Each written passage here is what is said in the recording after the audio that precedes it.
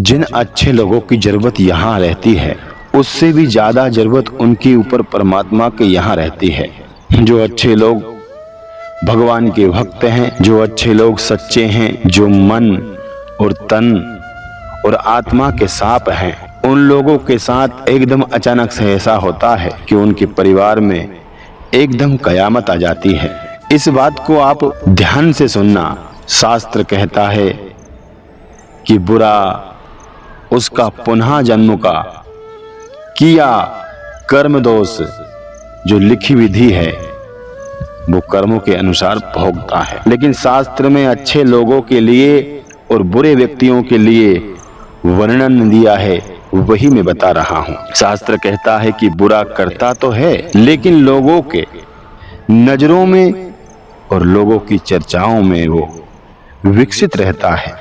लोग कहते हैं कि वो सुखी है, लेकिन उसे आगे चलकर इसी धरती पर, इसी घर में, इसी परिवार में, इसी जीवन में नरक भोगना पड़ता है। जो भगवान के भक्त हैं, जो भगवान के सच्चे दीवाने हैं, जो लोगों की दिल से सेवा करते हैं, जिनकी आत्मा में कपट छल छीत नहीं है, वो राम जी को प्यारे हैं और उन्हें भगवान बहुत जल्दी ही बुलाते हैं। क्यों? जो भी पुनर्जन्म में वो नहीं कर पाए थे, किसी का कर्ज हो, भगवान का गुणगान हो, या दान पुण्य हो, या अच्छाई है, जो भी कुछ अगर पुनर्जन्म में रह जाता है और उसका जन्म अगला भी अच्छा था, उसी मुक्ति के लिए एक बार फिर मनुष्य योनि देते हैं। और वह इंसान पर परमात्मा की कृपा होती है, जो वो सत्यवादी बनकर अपने कर्मों को सुधारता है और कर्म ऐसा ही करता है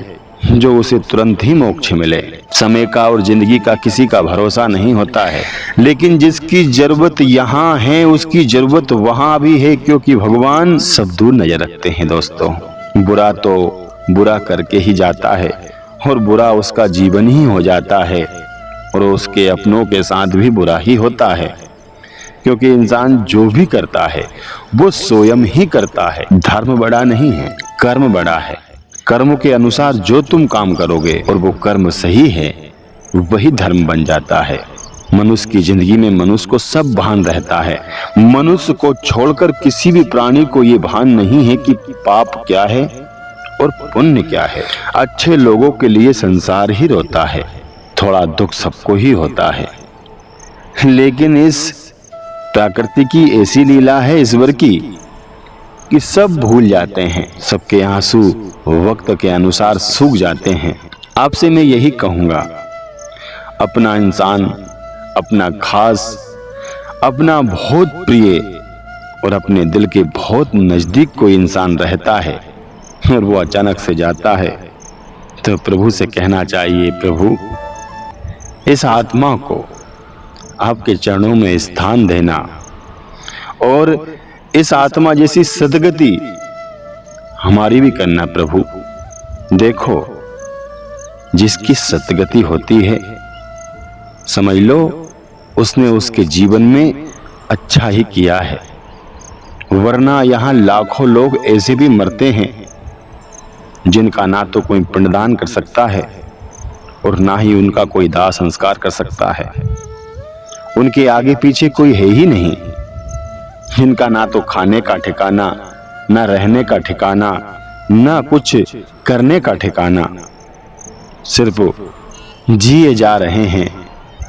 अपने लिए नहीं, अपने खुद के लिए भी नहीं, सिर्फ जीवन को व्यतीत करने के लिए जिए जा रहे हैं। इंसान अगर सोच ले कि मुझे एक दिन जाना है, और मृत्यु हुई एक ऐसी चीज है जो इंसान को याद दिलाती है कि यहाँ कुछ भी तेरा नहीं है। मृत्यु अगर नहीं होती, आदमी अमर होता, तो हर इंसान अभिमान का पहाड़ अपने सर पर लेकर चलता।